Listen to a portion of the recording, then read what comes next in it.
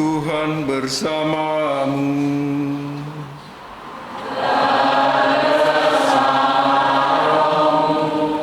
Inilah Injil Yesus Kristus menurut Matius.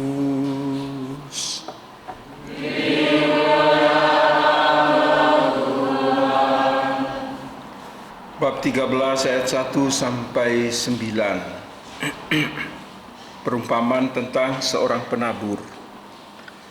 Pada hari itu keluarlah Yesus dari rumah itu dan duduk di tepi danau. Maka datanglah orang banyak berbondong-bondong lalu mengerumuni dia, sehingga ia naik ke perahu dan duduk di situ, sedangkan orang banyak semuanya berdiri di pantai.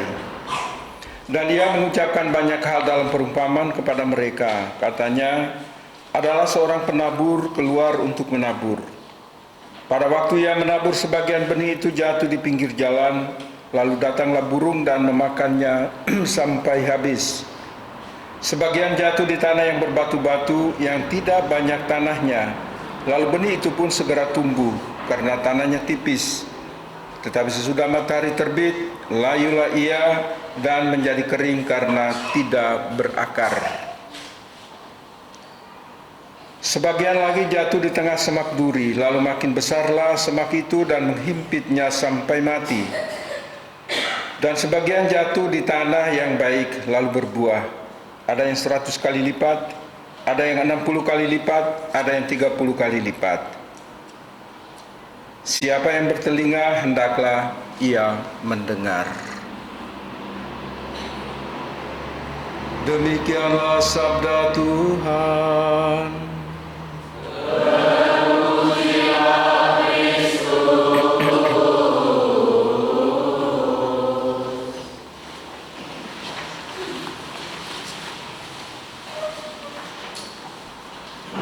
Bapak, Ibu, saudara-saudara sekalian yang saya cintai di dalam Tuhan, sekali lagi bacaan-bacaan yang kita dengar pada hari ini berbicara tentang tiga hal yang saling berkaitan.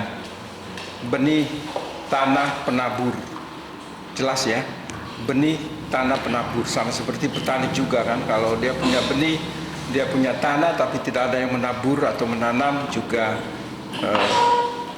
pasti tidak akan terjadi pertumbuhan dan seterusnya. Tetapi sekali lagi kita mendengar bacaan Injil ini, Yesus menggunakan perumpamaan karena memang situasi di sekitar Danau Galilea itu adalah daerah pertanian, sehingga wajarlah dia menggunakan perumpamaan dari dunia pertanian. Mungkin menjadi pertanyaan bagi kita, paling tidak ada 4 tipe tanah, ya. Ada 4 tipe tanah. Tanah pinggir jalan, tanah berbatu-batu, itu misalnya seperti Gunung Kidul. Sudah pernah ke Gunung Kidul? Itu batu-batu itu, ya. Tapi sekarang subur. Apalagi tanah yang penuh dengan semak duri, mungkin seperti di Kalimantan. Dan 4 tanah yang baik. Itu seperti tanahnya orang Sunda, tanahnya orang Jawa Tengah bagian barat yang menghasilkan luar biasa, padi, beras dan sebagainya. Baik, pertanyaan bagi kita adalah, saya masuk tipe tanah yang mana? Apakah saya sudah masuk tipe tanah yang baik?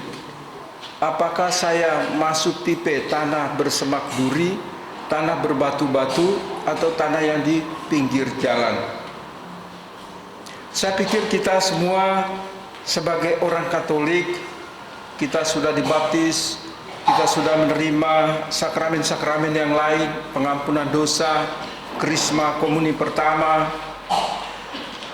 Itu artinya bahwa, dan juga kesetiaan kita ini, lalu ya kita bisa dikatakan masuk tanah yang baik.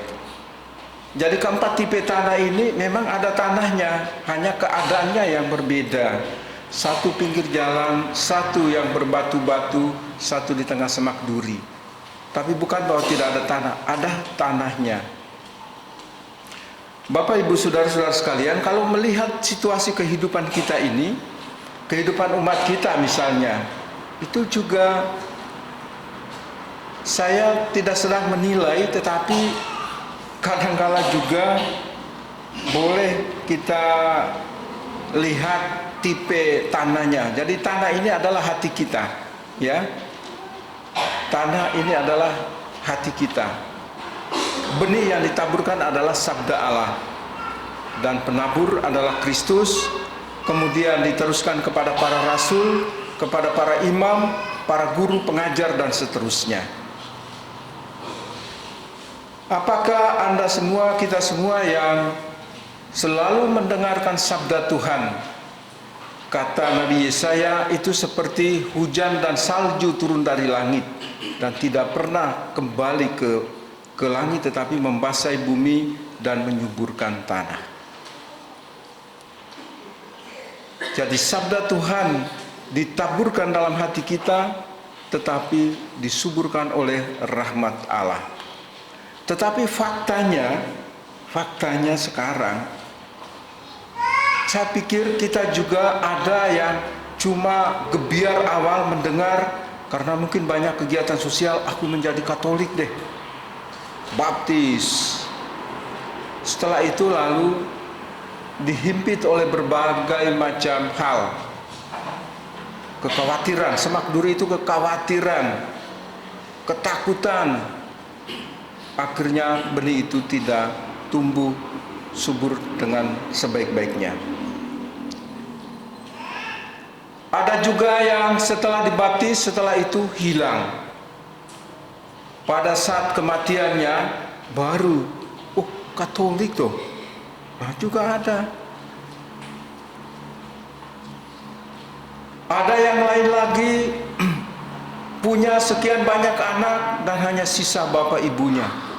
Anak-anaknya yang lain sudah tidak ada lagi. Mendengar sabda Tuhan seperti tanah yang berbatu, tidak berakar sedikit pun.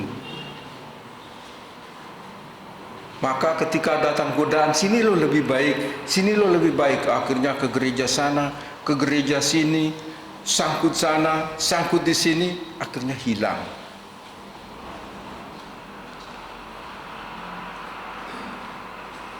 Kalau saya mendengar kisah-kisah tentang Banyumas ini, era beberapa puluh tahun mungkin yang lalu itu katanya bagus sekali. Luar biasa, kegiatan-kegiatan umat, sosial, orang muda Katolik, KOR dan sebagainya. Tapi sekarang kok loyo ya, katekese juga begitu luar biasa. Tapi sekarang kok tidak lagi. Kenapa kita gereja membutuhkan pewartaan terus-menerus yang kita kenal dengan nama mistagogi, bina lanjut, pengajaran-pengajaran lanjutnya. Kita baru mulai program paroki mengajar.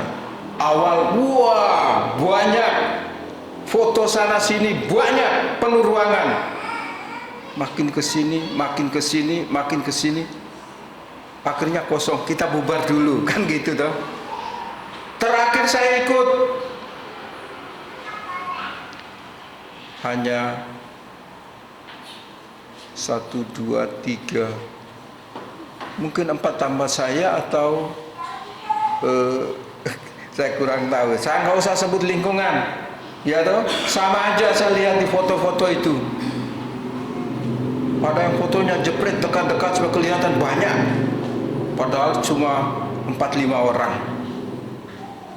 Ini juga Bapak Ibu sekalian, kita itu perlu, kita masih butuh ini.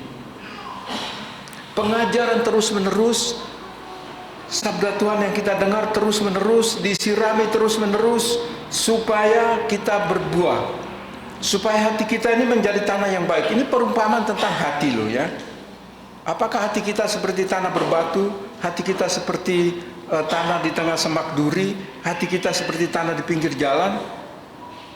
Benih sabda ditaburkan, ketika datang iblis, datang ambil, lalu tidak tumbuh, tidak berkembang sedikit pun, akhirnya hilang. Kalau saya, ada orang Karangrawu ini, nggak ada ya, Umat kita sendiri kan kita omong tentang diri kita ya nggak apa-apa. Umat kita di Karangrawu, Bapak Ibu Saudara-saudara sekalian yang terkasih dalam Tuhan, ada yang punya 9 anak, tidak sisa satupun. Saya tidak tahu bapaknya meninggal karena saya tidak ada, tapi ibunya waktu sakit keras, anak-anaknya masih juga memanggil untuk minyak suci. Saya tanya, ibu punya berapa anak? Punya 9, tapi nggak ada yang ikut saya, Romo. Ya sudah, nggak apa-apa, yang penting kan tahu jalan keselamatan lah, ya kan? Tapi miris lah, saya sebagai Romo itu miris. Inilah hati umat di tengah 3 keadaan tanah tadi. Imannya itu di tengah, ada orang Karangrawu ini. Maaf ya, nggak apa-apa, dalam rumah kita sendiri kok, ya kan? Tapi pasti kalau Anda tanya, kan aku enggak mengada-ada loh. Ada saksi, maka saya cari orang Karangrawu itu supaya menjadi saksi. Betul apa enggak?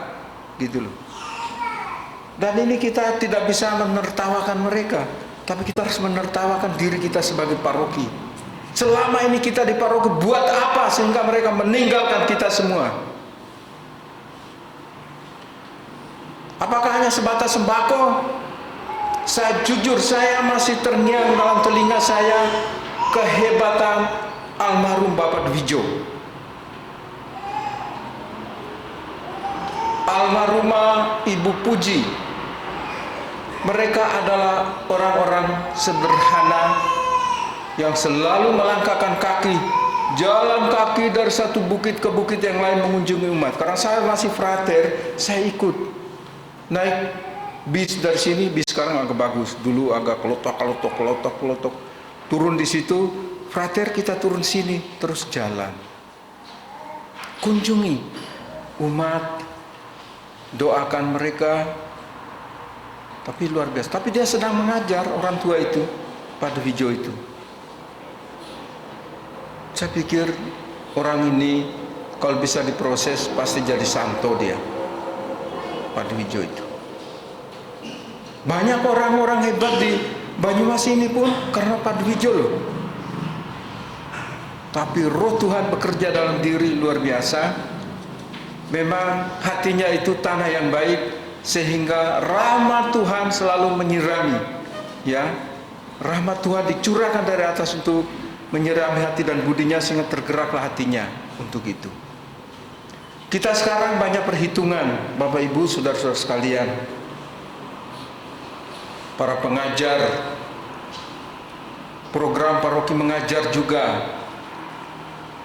Mereka datang, jalan ke lingkungan-lingkungan. 2 orang pengajar mengajar 4 orang. Syukur kepada Allah masih ada sisa, ya kan? Sama seperti Yesus itu loh, ketika disalib semua lari, tinggal ibunya dan murid yang dikasih, masih ada sisa, ya kan? Gitu loh. Nah, umat itu maunya apa sih? Pertanyaan saya itu. Ini pengajaran bukan tentang reklame atau iklan loh. Ini tentang Bapa, Putra dan Roh Kudus.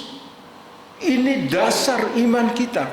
Kalau kita tidak mengenal dengan baik, kita tidak betul-betul mengerti dengan baik, kita akan menjadi kutu loncat dari satu gereja ke gereja yang lain. Kita akan menjadi kutu loncat dari satu agama ke agama yang lain.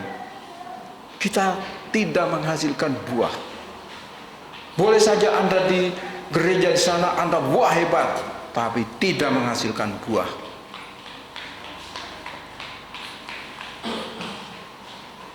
Bapak, Ibu, saudara-saudara sekalian yang terkasih dalam Tuhan, hati kita semua ini bisa terjadi seperti tanah di tengah semak duri, atau tanah yang berbatu-batu, atau tanah di pinggir jalan. Tapi kita bisa mengolahnya, bisa mengubahnya menjadi tanah yang baik. Harus menyingkirkan batunya kalau memang itu tanah yang berbatu-batu. Kalau dia di pinggir jalan harus dipacul. Kalau dia di tengah semak duri harus babat supaya bisa menemukan tanahnya, karena di bawah situ itu ada humus, tanah yang subur. Caranya bagaimana? Kalau hati kita pertobatan, supaya dengan adanya pertobatan hati kita ini menjadi memproduksi hal-hal yang baik, kasih, sukacita, damai sejahtera, pengampunan.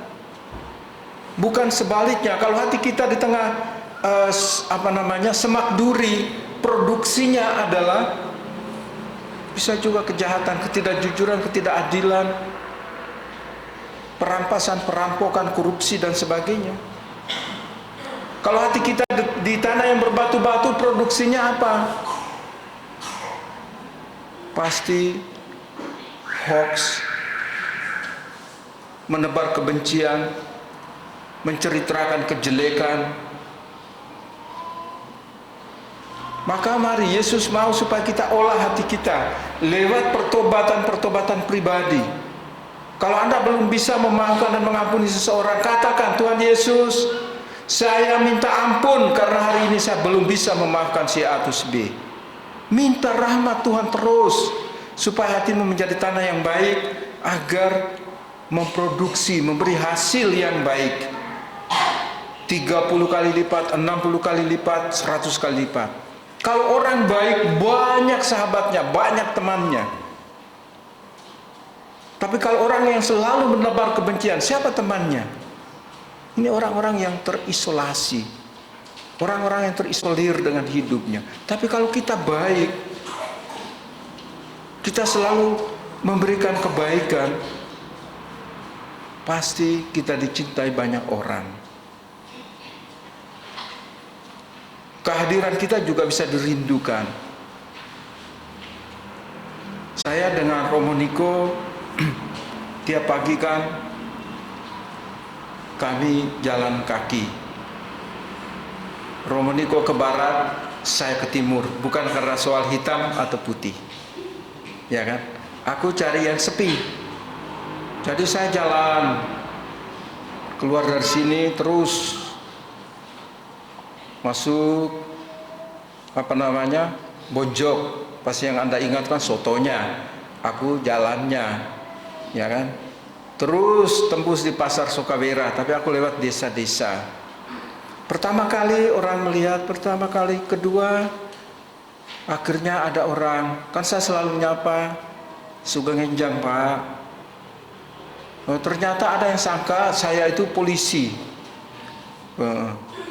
Ketika ketemu di tukang cukur, loh Bapak ini saya kira polisi, kan sering lewat di Bonjok itu. Oh tidak, saya pastor. Oh ya, bodinya oke juga, rambutnya juga cepat. Jadi saya kira itu polisi. Oh ya, berarti ada mirip ya, lumayan lah saya bilang. Tapi paling tidak kan, karena saya tidak menebar kebencian sehingga orang lain pertama lihat mungkin aneh, asing. Tapi lama-lama juga orang menyapa. Kalau dekat Sokawera di salah satu desa itu, kalau lewat ada bapak-bapak tua, monggo Pak Pinara. Oh, terima kasih. Nanti malah keringat saya kering, saya bilang. Saya jalan dulu gitu. Oh iya, kan lumayan toh, gitu loh. Jadi kita harus menebar kebaikan. Produksi kita itu produksi kebaikan. Beri senyum. Pernah beri senyum kepada orang? Beri senyum kepada istri atau suami Anda, atau merengut terus? Kepada anak, berilah senyum. Itu Anda sedang menebar kebaikan. Hati kita jadi tanah yang baik seperti itu. Jadi jangan seperti tanah yang berbatu-batu, marah melulu. Jangan, cepat tua, cepat juga penyakitan. Peliharalah yang baik. Dan Tuhan Yesus menghendaki agar hati kita menjadi tanah yang baik, supaya dari hati yang baik ini memproduksi, menghasilkan buah-buah yang baik. Ada damai, ada sukacita, ada pengampunan, ada kerjasama, ada perhatian, dan seterusnya.